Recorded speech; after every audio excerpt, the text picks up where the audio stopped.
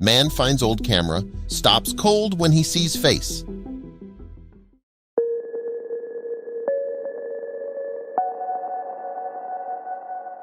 Netherlands native Martine van Owers had been obsessed with photography from a young age. He especially loved the eerie feeling that vintage photographs evoked in him, and he tried to capture that particular feeling when he started to take his own images. On Martine's 12th birthday, he was presented with his very own camera. But his mother found herself growing increasingly concerned about his new favorite hobby, more specifically his obsession with exploring the sinister underbelly of the town and catching it in photographs. A mother's instincts are rarely wrong. Martine wasn't like the other children his age. When other boys were off with their friends, he preferred to be alone. Wandering through the streets of Breda with his camera by his side, his imagination could run wild. His favorite spots were the crumbling ruins of old buildings and abandoned places on the outskirts of town. The adrenaline of exploring these dangerous and forgotten pockets of urban decay made him feel alive, and he wanted nothing more than to catch a glimpse of the spirits who still lingered there. As he grew older, his obsession with the macabre only grew, much to his mother's dismay. The fateful day took place in 2017. Martine was taking a stroll through the town when he suddenly found his feet moving toward the doors of a thrift store a block away. He was looking for some inspiration for his latest photography project. Maybe he would find what he was looking for inside.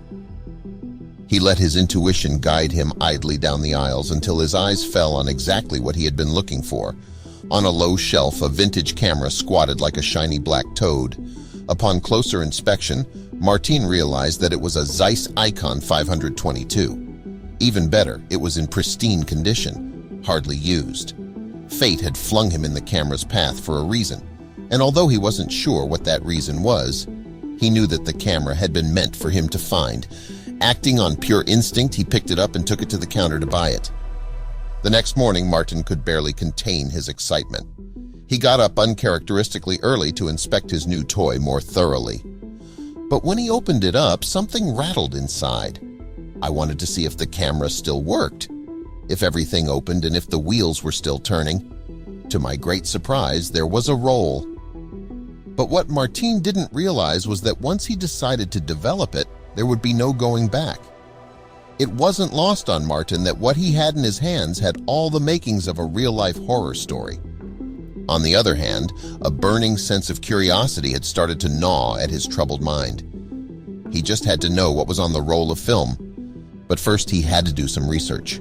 Inspecting the roll of film gingerly, he noticed that it had the words "expose" printed on its side. "I thought that probably meant that the roll has been exposed and used," he explained. Martine knew that this particular make and model of camera was from the 1920s, but that didn't tell him how old the roll of film actually was. "I found out the camera was built around 1924, Martine said, and to add fuel to the fire, the date correlated with Fritz Haarmann's Reign of Terror. That meant that the camera was at least 89 years old. It would be a miracle if the images on the film had survived.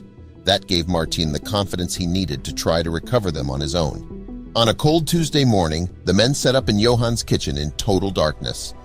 Carefully bathing the negatives in a chemical bath, the men were surprised when they began to see the faint outlines emerging. The images were finally going to be released from their long-time prison. But was it a mistake? Martine, unable to wait any longer, hung the negatives up in the shower and began to frantically dry them with a blow dryer to hasten the development process. They had opened Pandora's box, and it was too late to go back now. After what seemed like an age, the negatives were finally dry enough to be viewed.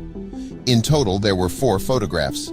Johann and Martine quickly loaded the negatives onto a projector and adjusted the first blurry image. Martine's eyes widened in disbelief as the woman's face came into view. It all seemed so surreal. She was standing on a pathway that wound around a mountainside like a ghostly ribbon. Her face was turned slightly to the side as if admiring the roaring ocean beneath her. The next 2 photographs were similar to the first. The same woman posed eerily in various locations. But who was she? Martine was relieved to find that his wild speculations of the camera's origin had been unfounded. But he was so wrapped up in this new mystery that he hardly felt the tiny pang of disappointment. Entranced, the men flipped to the next image. The final, fourth photograph depicted an elderly man. The camera's telltale carry case was slung over his shoulder. He must be the owner of the camera and also the photographer. But the men's astonishing find had only left them with more unanswered questions. Where were these photos taken? And how could they find the camera's original owner? Then, Martine had an idea. He knew that the power of social media has been proven time and time again, but would it work this time? Posting the photographs on Facebook, he hoped that someone would come forward to help him solve the mystery. In just a few hours, the photos had been shared hundreds of times. Then, someone posted a photo of their own that helped crack the case. A man posted a Google Street view of Biarritz in France, where he thought the mysterious photos had been taken. Martine inspected it carefully and knew he was right. It was the same place that the woman had posed in the photographs, with the same coastline and cement pathway. Then, Martine received another message on Facebook. This time, the case was blown wide open. Marion Jurjens, a Dutch woman, recognized the photos on Martine's Facebook post almost immediately as her grandparents. She revealed that the man who had taken the pictures was Theo Lammers. She also knew that he and his wife, Elizabeth Lammers-Bervelin, had visited Biarritz. Martin was astonished by this new revelation, but he knew exactly what he had to do. Marion was born in the Netherlands but had later moved to Canada.